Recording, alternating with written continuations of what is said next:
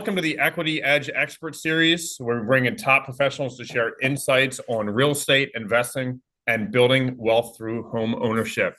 My name is Frank Vaccaro. Many of you know me from my monthly newsletter called the Equity Edge. This is our first time doing the Expert Edge series, which is a podcast format. Today, we have on Johnny McDonald. He's a seasoned real estate agent, investor, and developer who's been behind over 250 million in transactions just since 2017. We're going to dive into market trends, smart investment strategies, and how homeowners can make the most of their equity. And on a personal note, Johnny McDonald has been my son's hockey coach for 4 years now. He is well loved in the Vaccaro household, and I couldn't think of a better person to start out this podcast journey with than Johnny McDonald. So welcome, Johnny. Thanks, Frank. Thanks for having me, and the sentiments are the same for your family and my household.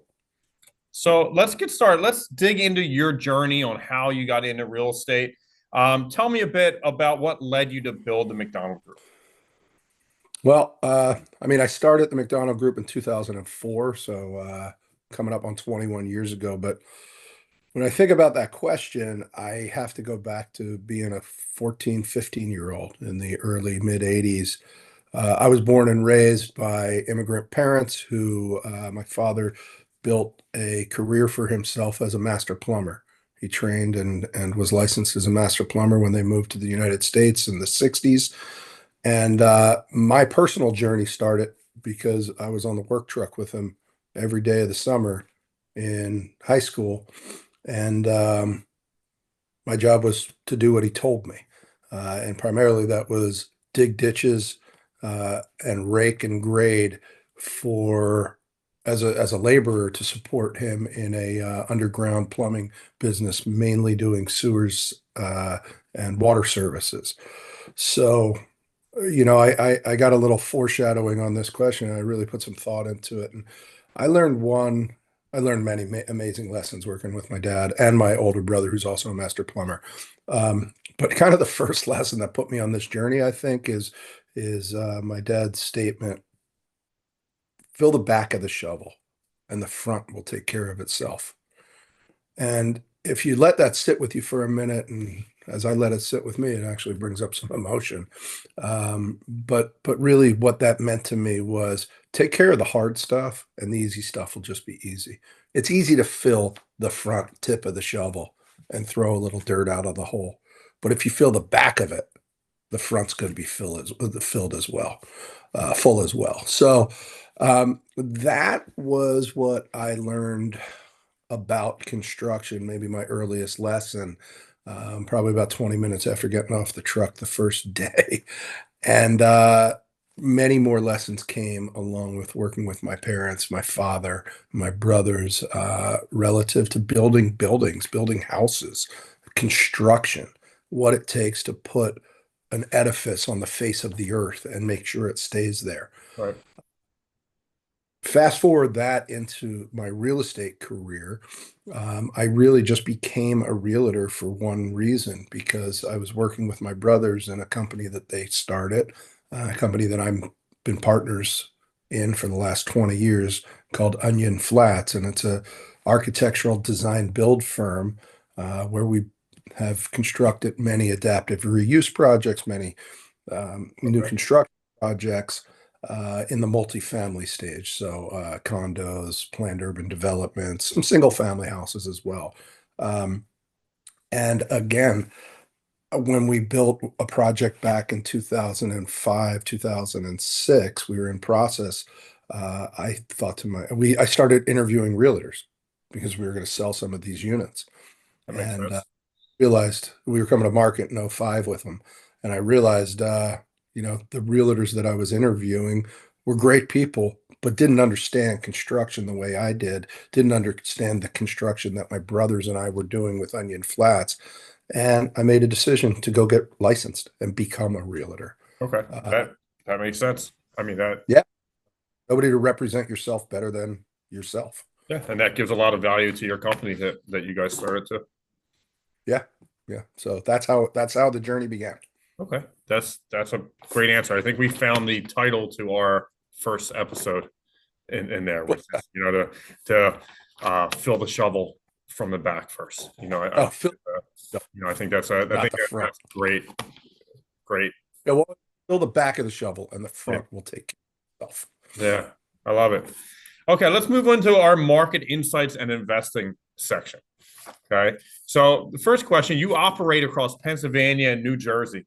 So, what are some key trends that you're seeing in today's real estate market?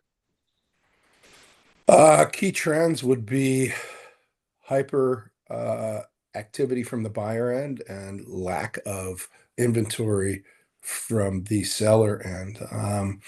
I know, my listings are blowing out the doors, and my buyers are searching and searching and searching some more. Yeah. It's not an interest rate thing; it's an inventory thing. Yeah, I'm seeing the same thing on the lending side, right? It's just a lot Yeah. of people sitting around waiting for something to pop up. And then Well, multiple people, bid on that one thing that does. yeah. Um, Or what I'm seeing is being active, representing buyers, bringing buyers to opportunities, and then and you writing from the mortgage perspective pre-approvals, and you've done the underwriting, and we know as a realtor working with somebody like you, and that when I take the time and put a potential buyer, a client who wants to buy in my vehicle and show them many places, I know that they're approved, and it just doesn't work out because right, there are other competing offers on these buildings, on these houses, so that's been the frustrating thing on behalf of my clients, primarily because they're trying to have their dreams come true. I have been pretty successful, as you know, about winning multiple bid scenarios, just because of employing 20 plus years of experience in it. But that's been the what kind of tricks are you using to do that then? If you want to no, come out there. yeah, I'm sure it. I mean, it's the old rule book, treat people like they want to be treated. So communication, communication, communication, creating a story and a relationship with the other agent, whether I've had one with them for decades or I just met them in this possible transaction, Right, sharing background around why my folks are awesome. But at the end of the day, where the rubber hits the road is, are they going to is my client their safest bet to get to settlement? right, Ultimately, what closes deals. You have to limit the speed bumps and the hurdles for the sellers to say, you know what, if I go with you, are you going to close on time as promised? right. Okay. So in this market of interest rates and inventory shortages, renovation costs, they're all hot topics right now. How do you advise an investor in today's market? Whether it be a new investor or a seasoned investor. Uh, One of my dear friends, Warren Buffett. Never met him, but I think the world of him. Uh, Smart, seasoned, obvious expert. His A quote of his that sticks with me on the daily basis as an investor. I learned this many, many years ago as well. Uh, Something along the lines of, some people wait to buy real estate. Wealthy people buy real estate and wait. So as an investor, right, I learned that uh, there is always a need for housing, and not everyone wants to be or can become a homeowner. So whether it's a home or a triplex or a multifamily building, there's always a need for housing. Right, Every year somebody dies and someone is born. Every day, I should say. Every day there's a marriage and a divorce. So the world of uh, you know living in a home right, is hyper fluid. So my investment strategy and what I suggest to any investor is get in the game. And if you're not in the game already as an investor, my number one suggestion would be investing the property that you're going to sleep in every night. In other words, be a first time home buyer or a first time condo buyer, whatever it means, right? Like stop paying my rent and building my equity and covering um my mortgage payments. Become an investor, buy a house, buy Right. something, right? And then the how I really have made generational clients in my business is after they buy their first home, and I love representing first time home buyers. It's one of the most fulfilling things that I do because I get to take decades of experience and really just fast track all of my knowledge into that client's world, right? But one of the first things I say is, okay, cool. Uh, we got it. You're going to be living in this house. It may, but likely will not be your forever home. So when you feel as though you're going to outgrow this or are outgrowing it, I want to help you. If you're interested in becoming a landlord, and some folks aren't, but if you're interested in becoming a landlord and therefore an investor or stepping up another stage of investment, the goal for me would be to help you buy the next one without selling this one. Okay. And that we talk a lot about that through the Equity Edge about, that's just such an amazing way to leverage your equity that you've built in that first house and use Oh my that gosh, yeah. equity to then propel yourself and your family forward. So, Again, and then you wait and you manage it. There's work to do as an investor and property management. But if you have the right attitude, the right guidance, and the right gumption, then I don't know of a better return in our economy than real estate. right. The benefit of growth as well as the benefits around taxable savings. Yeah. You kind of got us to our next section, which is home ownership and equity strategies. So you've talked about that a bit already. Let's kind of focus on. So in the April edition of the Equity Edge, we talked about spring cleaning, specifically how organizing overlooked spaces like the garage or basement can add perceived value. Johnny, do you see stuff like that actually impacting the way buyers or appraisers see a home? Heck yeah. Heck yeah. I mean, yes. So overlooking spring cleaning and overlooking spaces that are already built that are not being efficiently managed. Yeah, absolutely. Like first of all, I would say when it comes to spring cleaning, if you're selling your property or refinancing your property or looking to pull a home equity line of credit out of it that requires any type of appraisal, less is more. So I say this to clients all the time. If you're moving, start moving. Get rid of the stuff that you don't want to move so that you don't have to look at it in 20 years and you haven't seen it Right. uh, that long. So yeah, get rid of the junk.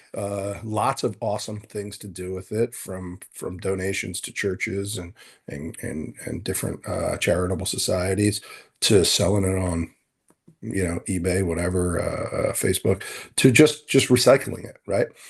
And that will open up space, and that space can then be repurposed, and that repurposed space will positively add equity to your building.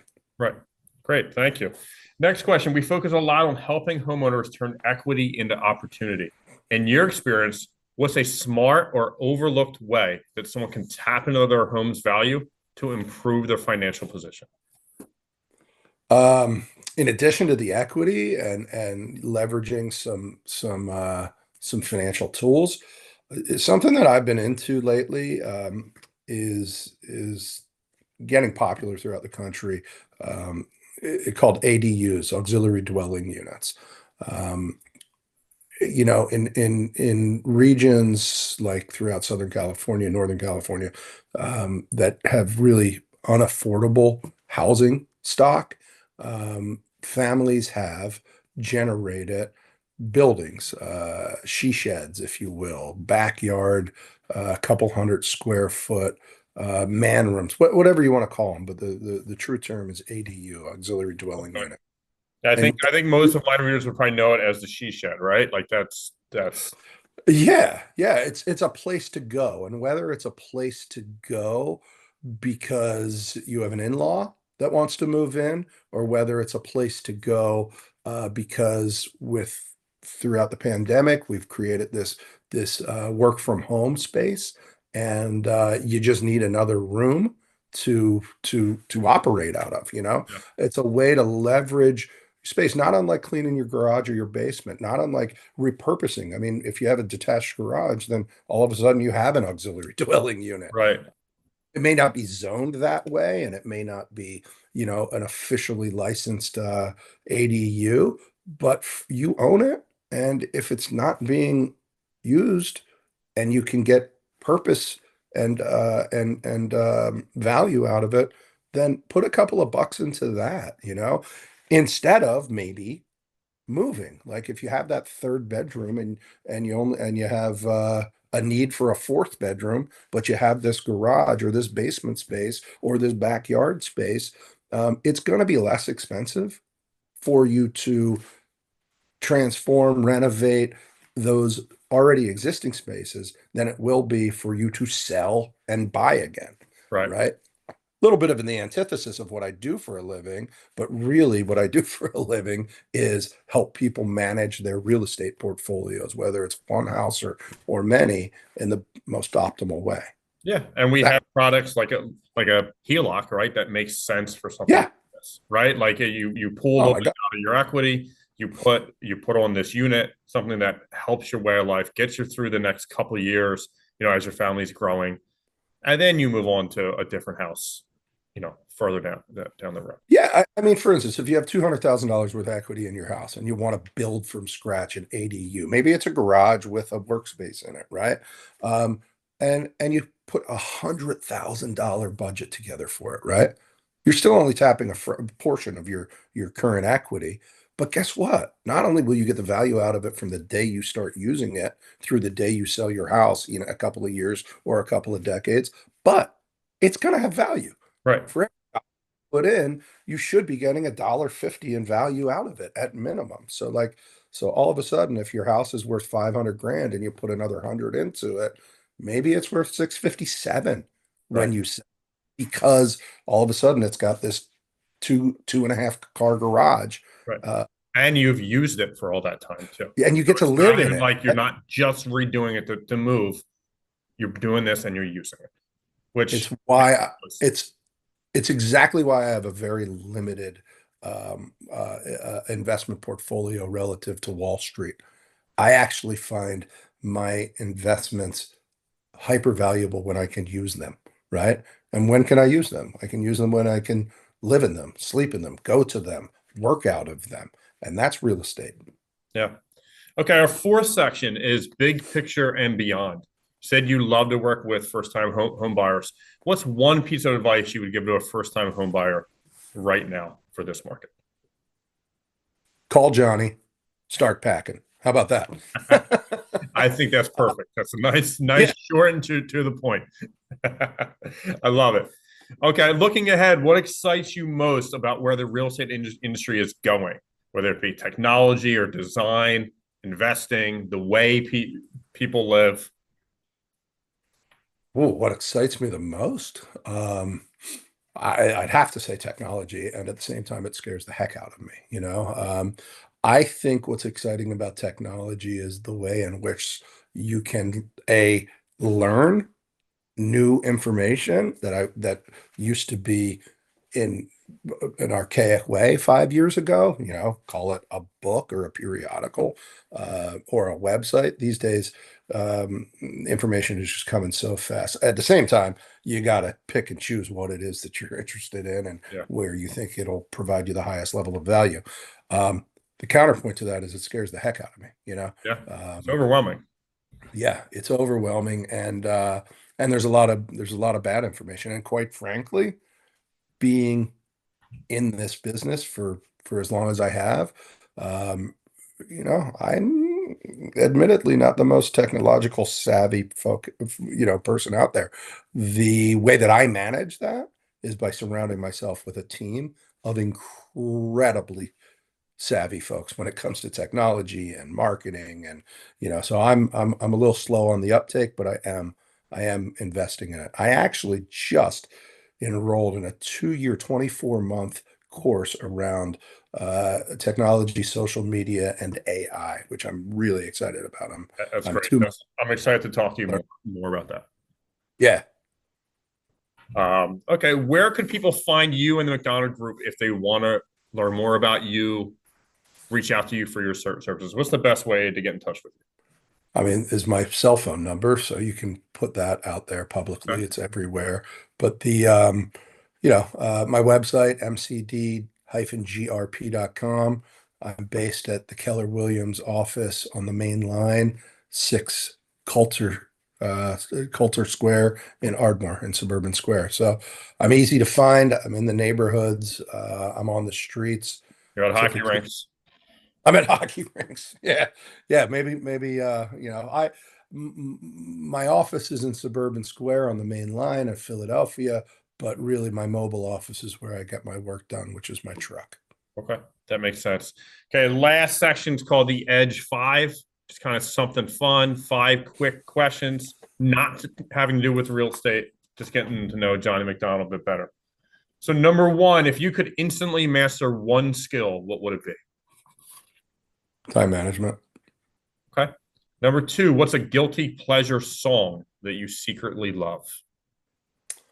I woke, this is a good question for today. I woke up on Sunday morning with this Maroon 5 track in my head that I just could not stop singing so much, in fact, that I played the entire Maroon 5. I think it's called the Essential Maroon 5 on Apple Music, and it's the one. And I'm spending every day down at the corner in the Great one. pouring. Okay. As my brother would tell me, I couldn't carry a tune if it had a handle on it. So we'll subject your audience to that. Number 3, who would play you in a movie about your life? Without a question, hello, Jason Statham. Definitely the muscles. That's what does it. Well, really, that's my wife's favorite actor, and I aspire to fulfill my wife's dreams. Number 4, not counting your phone. What's one product or gadget you can't live without? My truck. Again, my phone and my truck. That's how I make my world, my family, my business go around, Hit my hip. I'm my phone. What do you mean? My laptop. I don't know, my truck. I can't live without. Okay, last one. Tell us about the first concert you ever went to. First concert? First concert you Um, ever went to. First concert was BB King, mid 80s. Where is it? Oh, Penn's Landing, Center City, Philadelphia. Okay. I was a teenager. My brother was in his early 20s. Like, he's 10 years older than me, so I was probably 14. He was 13. He was 23, 24. And he brought me to this awesome blues jam on the river at Penn's Landing. And I remember BB King. It was awesome. It's a great first concert, especially with your brother. That's awesome. Yeah. It was really cool. Yeah.